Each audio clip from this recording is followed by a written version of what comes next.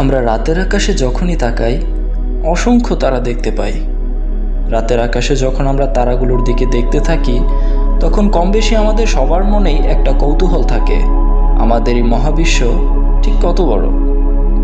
আকাশের দিকে তাকিয়ে তারা গোনার অভ্যাস থেকে হয়তো এটা জানার আগ্রহ জন্মেছে এই মহাকাশে কতগুলো তারা রয়েছে, এই তারাগুলোই বা কত বড়, এগুলো কত দূরে অবস্থিত।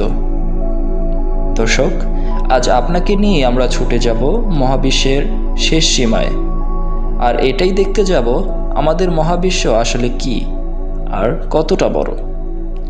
দর্শক, এই হলো আমাদের পৃথিবী। এখানেই আমাদের ঘরবাড়ি, সহায় সম্পত্তি, বসতভিটা সব কিছু। পৃথিবী থেকে এখন যাত্রা শুরু করা যাক। আমরা যখন ঠিক 12 কিলোমিটার উচ্চতায়, তখন এখানে আমাদের শেষ হতে যাচ্ছে ট্রপোস্ফিয়ার। এখানে একটা কথা বলে নেই, দর্শক দেখুন তো, এখান থেকে আপনার সেই ঘরবাড়ি, সহায় সম্পত্তি কোনো কিছুই দেখতে পাচ্ছেন কি না। জানি আমাদের এত দুশ্চিন্তা, আমাদের নিকটাত্মীয়, বন্ধুবান্ধব সবার সাথে ঝগড়া ফেসাদে জড়িয়ে আছি, পৃথিবীর সামান্য উচ্চতায় তা কেমন বিলীন হয়ে গেল।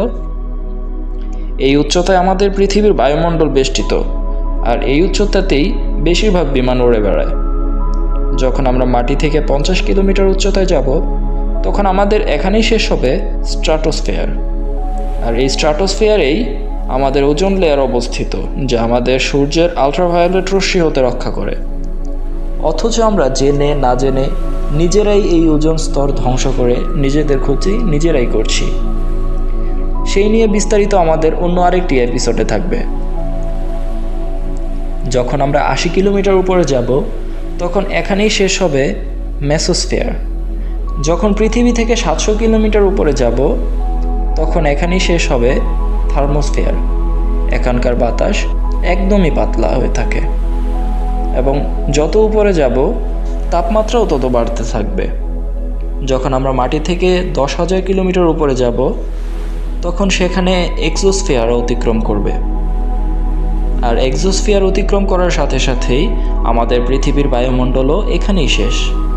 পৃথিবীর যত স্যাটেলাইট আছে বেশিরভাগই এখানেই অবস্থিত। ফ্রেন্ড, আমরা এখন অনেক পিছিয়ে আছি। চলেন একটু দূরে যাওয়া যাক, একটু বেশিই দূরে। পৃথিবীর বায়ুমণ্ডল ত্যাগ করলে আমাদের কাছাকাছি সবচেয়ে কাছের উপগ্রহ হচ্ছে চাঁদ। এই চাঁদকে আমরা পৃথিবী থেকেই দেখতে পাই, অথচ এটি পৃথিবী থেকে 3,44,000 কিলোমিটার দূরে। আর এই দূরত্ব এতটাই যে এখানে 30টি পৃথিবী অনায়াসে হেঁটে যাবে। চাঁদকে অতিক্রম করে আমরা আরও 150 কিলোমিটার পথ অতিক্রম করি, তবে এখানে আমরা দেখতে পাবো সূর্যের। এই সূর্য হলো আমাদের সৌরমণ্ডলের একমাত্র নক্ষত্র, যার তাপমাত্রার ফলেই পৃথিবীতে প্রাণীর অস্তিত্ব সম্ভব হয়েছে। আমাদের সৌরজগতের প্রতিটি গ্রহ ও উপগ্রহ আমাদের পৃথিবী সহ এই সূর্যের মধ্যাকর্ষ বলের ফলেই নিজ নিজ কক্ষে অবস্থান করছে। এখন আমাদের প্রতিবেশী গ্রহ মঙ্গলের উদ্দেশ্যে রওনা করা যাক। এটি আমাদের পৃথিবী থেকে 22.5 কোটি কিলোমিটার দূরে অবস্থিত। আলো প্রতি সেকেন্ডে 3 লক্ষ কিলোমিটার পথ অতিক্রম করে, অথচ আলোর গতিতে ভ্রমণ করলেও এখানে 20 মিনিট সময় লেগে যাবে। মঙ্গলের পর এখন রওনা করছি আমাদের সৌরমণ্ডলের সব থেকে বড় গ্রহ জুপিটার বা বৃহস্পতি এর কাছে। সেখানে গেলে আমরা দেখতে পারবো 4টি বড় উপগ্রহ ও 12টি ছোট উপগ্রহ নিয়ে জুপিটার নিজেই একটি সোলার সিস্টেমের মতো। এই জুপিটার এতই বিশাল যে এখানে আমাদের সৌরমণ্ডলের সবগুলো গ্রহ উপগ্রহ এই জুপিটারের উপরেই সুন্দরভাবে হেঁটে যাবে। চলুন আরও সামনে যাওয়া যাক। আমাদের পরবর্তী গন্তব্য স্যাটার্নের বা শনির কাছে। শনি একমাত্র উপগ্রহ যা গোলাকার বলয়ে ঘেরা বরফের সাথে মিলে এই বলয় তৈরি হয়েছে। বাকি গ্রহগুলো ঘুরে ঘুরে দেখতে গেলে আমাদের অনেক দেরি হয়ে যাবে। চলেন এগুলো বাইপাস করে আরও আগে যেতে থাকি। সামনে যেতে থাকলে আমাদের ভয়েজার 1 স্পেসক্রাফটের দেখা পাবো। পৃথিবী থেকে আজ অবধি এটিকে সবচেয়ে দূরে পাঠানো হয়েছে। এর দূরত্ব পৃথিবী থেকে 138 AU। ফ্রেন্ড, AU মানে হচ্ছে অ্যাস্ট্রোনমিক্যাল ইউনিট। 1 AU সমান পৃথিবী থেকে সূর্যের দূরত্বের সমান। অর্থাৎ ভয়েজার 1 পৃথিবী থেকেও সূর্যের চেয়েও 138 গুণ বেশি দূরের পথ পাড়ি দিয়েছে। মানে আমরা 21 লক্ষ কোটি বছর দূরে চলে এসেছি আপনাকে নিয়ে। ভয়েজার 1 তার যাত্রাপথে একবার পিছন ঘুরে একটি ছবি তুলেছিল। আপনি এখন যে ছবিটি দেখছেন, এই ছবিটি সেই ছবি। আমার মতে স্পেস থেকে এর চেয়ে সুন্দর ছবি আর হতেই পারে না। কারণ এখানে যে ছোট্ট বিন্দুটি দেখতে পাচ্ছেন, এটাই আমাদের পৃথিবী, আমাদের সব কিছু। আমাদের যত কাছের মানুষ, আপনি যত মানুষকে চেনেন, আপনার যত সুখ দুঃখ, আমাদের চাওয়া পাওয়া সবই এই ছোট্ট বিন্দুতেই। এখন পর্যন্ত ভয়েজার 1 ট্রাভেল করেই যাচ্ছে, যা প্রতি সেকেন্ডে 17 কিলোমিটার পথ অতিক্রম করে। অথচ আমাদের এই সোলার সিস্টেম অতিক্রম করতে এর সময় লাগবে 30,000 বছর।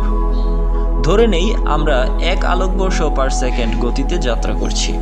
চলেন সব দূরত্বকে তুচ্ছ করে আরও আগে যাওয়া যাক। যেতে যেতে যখন আমরা সৌরজগতের বাইরে চলে যাব, তখন আমরা পৌঁছাবো আমাদের ইন্টারস্টেলার প্রতিবেশীর কাছে। এখানে AU ইউনিট দূরত্ব বাদ দিয়ে দূরত্ব পরিমাপ করতে হবে লাইট ইয়ার্স বা আলোকবর্ষ দিয়ে। কারণ AU ইউনিটে যাত্রা করলে আমাদের পরবর্তী গন্তব্যে পৌঁছাতে সম্ভব হবে না, কারণ এর দূরত্ব অনেক বেশি। এ যাবৎকালে সবচেয়ে গতিশীল আলো প্রতি সেকেন্ডে 3 লক্ষ কিলোমিটার দূরত্ব অতিক্রম করে। তাই জ্যোতির্বিজ্ঞানীরা আলোকবর্ষ হিসেব করে থাকেন আলো প্রতি সেকেন্ডে যে কত দূরত্ব অতিক্রম করে তার সাথে মিল রেখে। তাই আলোকবর্ষ প্রতি সেকেন্ড অর্থাৎ 1 বছরে আলো যত পথ অতিক্রম করবে, আমরা এখন 1 সেকেন্ডে সে পথ অতিক্রম করব। আরও সামনে যেতে যেতে আমরা মিল্কিওয়ে গ্যালাক্সি থেকেও দূরে বেরিয়ে যাচ্ছি। আমাদের এই মিল্কিওয়ে গ্যালাক্সির প্রায় 1 লক্ষ আলোকবর্ষ এলাকা জুড়ে রয়েছে। অর্থাৎ যদি আলোর গতিতেও আপনি মিল্কিওয়ে গ্যালাক্সি ঘুরে বেড়াতে চান, তবুও আপনার 1 লাখ বছর লেগে যাবে। আমাদের এই গ্যালাক্সিতেই সূর্য ও পৃথিবীর মতো 100 বিলিয়ন গ্রহ নক্ষত্র রয়েছে। মানে আমাদের পৃথিবীতে যত মানুষ রয়েছে, তার চেয়েও এই মিল্কিওয়ে গ্যালাক্সিতে গ্রহের সংখ্যা বেশি, যাদের 90 ভাগই আকারে আমাদের পৃথিবীর চেয়ে বড়। আমরা রাতের আকাশে যত তারা দেখি, মোট পরিমাণের 1%-এরও কম যা আমরা এই ছোট্ট বিন্দুর আশপাশ দিয়ে দেখি। এখানে আমাদের পৃথিবী। আমরা মহাবিশ্বের এই ছোট্ট বিন্দুটি থেকেই সিগন্যাল পাঠিয়েছি। আরও আগে যেতে যেতে আমরা এসেছি লোকাল গ্রুপ অফ গ্যালাক্সিতে। এর ভিতরে মিল্কিওয়ে গ্যালাক্সির চেয়ে বড় আরও 54টি গ্যালাক্সি রয়েছে। এই লোকাল গ্রুপ এখানে প্রায় 100 মিলিয়ন লাইট ইয়ার্স এলাকা বা 1 কোটি আলোকবর্ষ এলাকা জুড়ে বিস্তৃত। চলুন আমরা আর একটু দূরে যাওয়ার চেষ্টা করি। এবার এলাম ভার্গো সুপার ক্লাস্টারের কাছে। যে লোকাল গ্রুপ থেকে এসেছি তা এই ভার্গো সুপার ক্লাস্টারের ছোট্ট একটি অংশ। চলুন আর একটু যাওয়া যাক। চলে এলাম লানাইকা সুপার ক্লাস্টারের কাছে। যে ভার্গো সুপার ক্লাস্টারকে রেখে এলাম, তা ওই লানাইকা সুপার ক্লাস্টারের ছোট্ট একটি বিন্দু সমপরিমাণ মাত্র। আমাদের মিল্কিওয়ে গ্যালাক্সি সহ আরও 1 লক্ষাধিক গ্যালাক্সি-এর ঘর এই লানাইকা সুপার ক্লাস্টার। এর আয়তন 52 কোটি আলোকবর্ষ। পুরো জায়গা আলোর গতিতে ঘুরে বেড়াতেও আপনার 52 কোটি বছর লাগবে। অথচ এই পুরো জায়গাটা আমাদের অবজারভেবল ইউনিভার্সের সামনে ছোট্ট একটি বালুকণার মতো।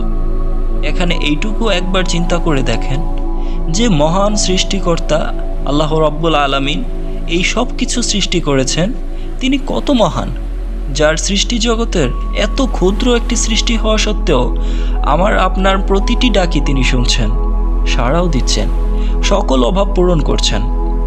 চলুন যাওয়া যাক অবজারভেবল ইউনিভার্সের কাছে। এটি হচ্ছে অবজারভেবল ইউনিভার্স, যাকে আমরা দেখতে পারি, বুঝতে পারি। যদি আপনি আলোর গতিতেও এখানে ঘুরে বেড়াতে চান, তবু আপনাকে পুরো অবজারভেবল ইউনিভার্স দেখতে 9,300 কোটি বছর বেঁচে থাকতে হবে। আর যে অবজারভেবল ইউনিভার্স দেখতে পাচ্ছেন তা প্রতিনিয়ত আলোর চেয়েও দ্রুত বেগে ছুটে চলেছে, অর্থাৎ এর দূরত্ব প্রতিনিয়তই বেড়ে চলেছে। আপনি নিশ্চয়ই এটিকে অনেক বড় ভাবছেন। এখন আমি আপনাকে যদি বলি আমাদের যে ছোট্ট অবজারভেবল ইউনিভার্সটি রয়েছে সেটি জাস্ট ছোট্ট একটি বিন্দু পরিমাণ মহাবিশ্বের কাছে। আমি মনে প্রাণে বিলিভ করি আমাদের ধারণার বাইরেই সব কিছু। যদি কোনো মানুষ অমরও হয়ে যায়, যদি কোনো দিনই না মরে, তবে আমাদের পুরো মহাবিশ্বে কি কি আছে তা কোনো দিনই সে জানতে পারবে না। আর লাস্ট আরেকটা কথা বলে ভিডিও শেষ করছি। আপনি রাতের আকাশে যা কিছু দেখছেন তার একটাও আমাদের বর্তমান নয়, সবগুলো আমাদের অতীত। সূর্যের আলো আমাদের পৃথিবীতে পৌঁছাতে 8 মিনিট সময় লাগে। এর জন্যই যে সূর্যকে আপনি এখন দেখছেন তা 8 মিনিট পুরনো দেখি আমরা। একইভাবে আকাশে লাখ লাখ তারা যেগুলো আমরা দেখি সেগুলো আমরা অনেক অতীতের আর পুরাতন দৃশ্যগুলোই দেখতে পারছি। জানি না এখন ওইগুলো দেখতে কেমন হবে, হতে পারে একদম আলাদা।